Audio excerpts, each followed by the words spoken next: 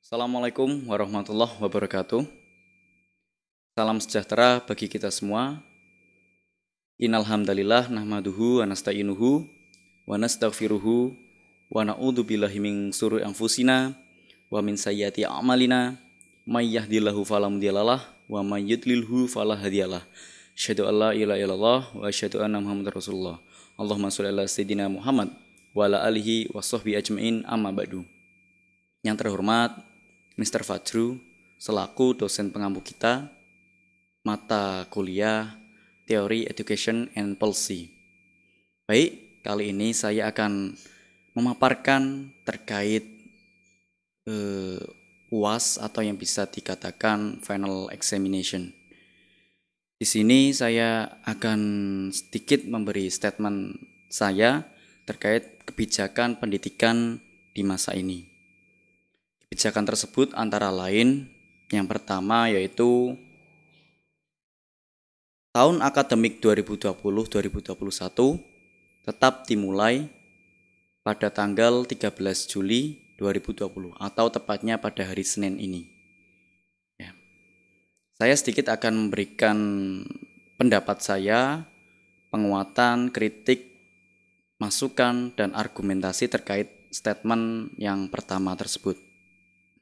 Menurut saya, statement tersebut saya sangat setuju karena mengingat sudah 4 bulan lamanya kita melakukan, khususnya siswa tersebut melakukan pembelajaran secara daring kelas, online, dan tidak bisa secara tatap muka bersama guru, baik guru bersama siswa dan siswa bersama guru.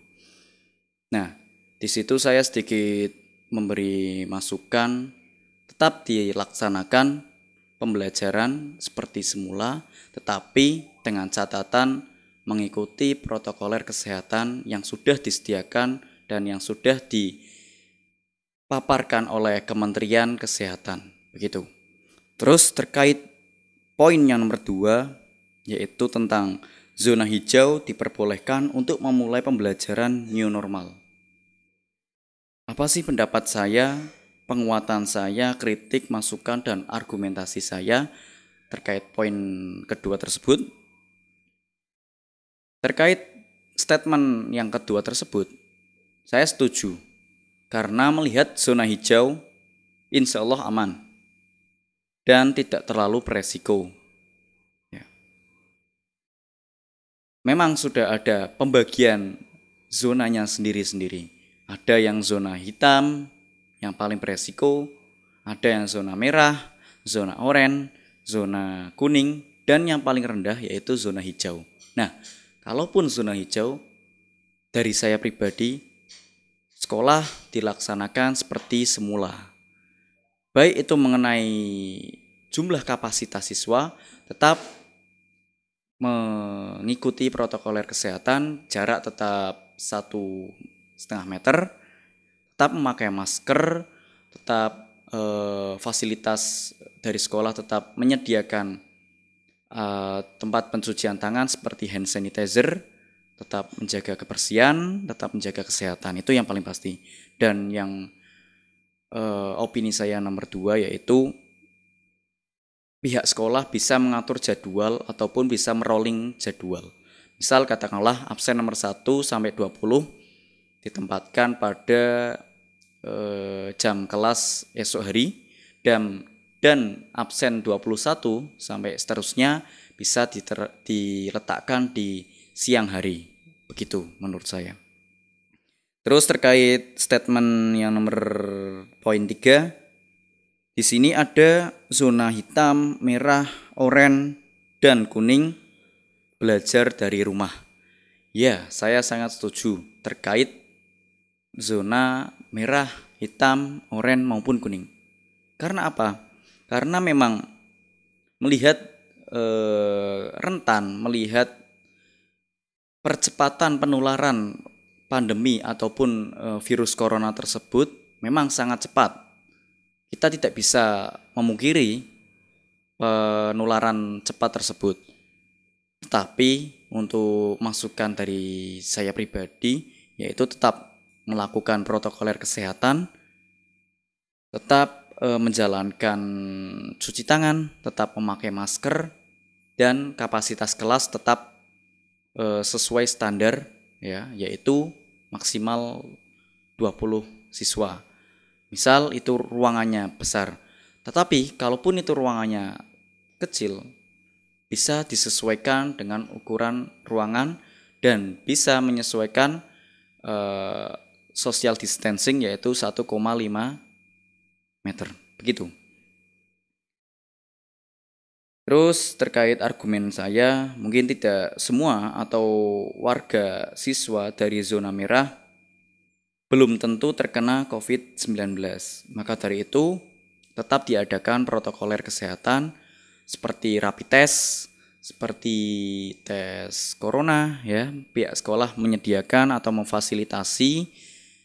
Soalnya memang dari siswa sendiri kalaupun memanfaatkan 4 bulan tersebut secara positif, maka akan berdampak positif pula 4 bulan pasca tersebut. Tetapi sebaliknya, jika siswa tersebut kurang memanfaatkan, ya maka akan berakibat negatif juga buat siswa tersebut. Begitu menurut pendapat saya. Kita lanjut. Nah, di sini kita dihadapkan, misal saya sebagai Menteri Pendidikan dan Kebudayaan Republik Indonesia. Apa yang saya lakukan jika ada statement seperti ini? Guru memilih untuk memberikan beban tugas kepada siswa ketimbang pembelajaran online. Apa solusi dari saya sebagai Menteri Pendidikan dan Kebudayaan Republik Indonesia? Tentu saja saya yang pertama kurang setuju dengan pendapat atau statement tersebut, karena memang kapasitas otak siswa terbatas dan kapasitas otak siswa juga belum sesuai dengan apa yang diinginkan guru. Misal katakanlah siswa tersebut ahli dalam bidang matematika, dan belum tentu juga siswa tersebut ahli dalam bidang bahasa. Begitu juga sebaliknya, begitu. Nah, opsi ini memberi kita solusi bahwa guru tersebut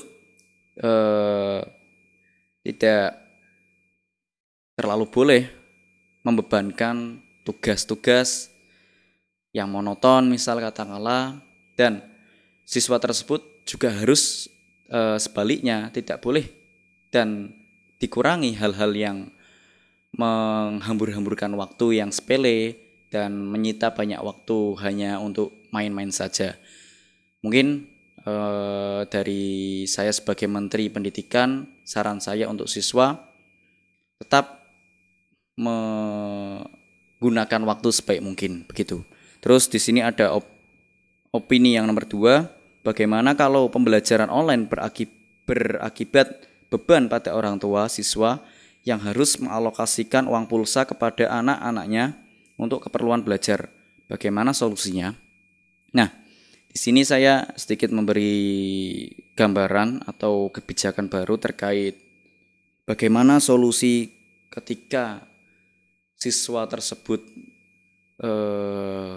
membeli kuota terus-menerus ya untuk kebutuhan pembelajaran, sedangkan tanda kutip dari pihak orang tua itu belum mampu atau kurang mampu untuk membiayai keseharian siswa tersebut.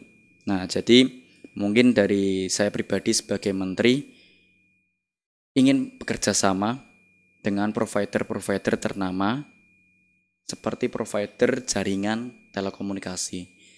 Contoh Kominfo, contoh dari Indosat, contoh dari Telkomsel, dan jaringan-jaringan perusahaan yang lain. Saya akan mengatakan kerjasama dan untuk menyediakan kuota gratis kepada siswa khususnya dengan tanda kutip yang benar-benar kurang mampu, begitu. Terus terkait opsi yang kedua, mungkin dari kebijakan ini saya juga bisa mengalokasikan dana tahunan, yaitu dana BOS, untuk penyediaan kuota internet bagi siswa yang membutuhkan, begitu. Terus opsi atau opini yang nomor 3, statement yang nomor 3, capaian belajar siswa khususnya yang SMK tidak tercapai dengan baik, khususnya yang berkaitan dengan keahlian, skill psikomotorik. Bagaimana solusinya? Kita tahu bersama kalau SMK, sekolah menengah kejuruan, itu 70% lebih banyak prakteknya daripada teorinya. Nah, di situ kita bisa melihat tidak semua jurusan juga bisa menerapkan pembelajaran secara langsung maupun secara online. Contoh katakanlah yang tidak bisa diterapkan secara online yaitu kejuruan administrasi perkantoran, administrasi perbankan, terus pelayaran, terus perhotelan. Nah, di sini tidak bisa dari saya pribadi menekankan kepada sekolah untuk selalu stay streaming ataupun selalu stay online class. Jadi memang dari situ saya pun memberi opini untuk tetap memberi pelatihan berupa bisa mengakses link di YouTube, bisa belajar dari YouTube, bisa belajar dari Google, seperti itu. Terus untuk mata pelajaran yang bisa dilakukan langsung dengan online ya, atau bisa langsung terjun ke lapangan, itu seperti TKJ, teknik komputer dan jaringan, terus ada batik atau tata busana, terus juga ada bengkel. Nah, di situ guru pun punya inisiasi atau punya inisiatif agar siswanya diplotkan sesuai bidang kejuruannya masing-masing. Misal katakanlah seorang ahli TKJ bisa ditempatkan atau diplotkan di pekerjaan sesuai TKJ tersebut yang terdekat, dan yang batik juga bisa siswa tersebut diletakkan di perusahaan-perusahaan batik terdekat. Begitu juga bengkel, bisa siswa tersebut diletakkan di bengkel-bengkel terdekat agar mereka pun bisa melakukan psikomotorik yang baik. Itu. Terus yang statement yang terakhir, kelesuan ekonomi karena pandemi berpotensi meningkatnya angka putus sekolah. Nah, bagaimana solusinya? Untuk statement yang keempat atau yang terakhir ini memang banyak dan tidak jauh beda dengan statement yang nomor 2 mengenai ekonomi, ya, dunia ekonomi. Di sini saya juga mengusulkan kepada pihak-pihak sekolah bisa memberi keringanan kepada siswa yang tanda kutip kurang mampu agar uang SPP ataupun uang semester ataupun uang bulanan siswa masih tetap berjalan, dan pihak sekolah pun tidak keberatan untuk memberikan keringanan kepada siswa-siswa yang benar-benar membutuhkan. Di samping itu juga saya ada opsi kedua atau usulan kedua, yaitu dari Menteri Pendidikan dan Kebudayaan Republik Indonesia, saya mengusulkan untuk menambah anggaran pendidikan dari dana APBN kenegaraan. Itu dari saya.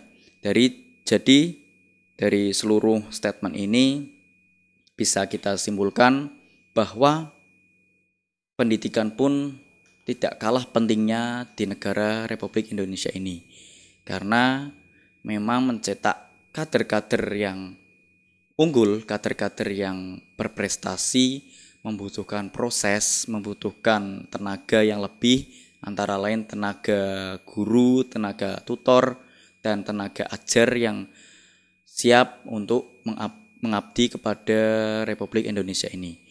Dari saya pribadi mewakili Menteri Pendidikan dan Kebudayaan Republik Indonesia, Amin Ragil Pungkasana, pamit undur diri.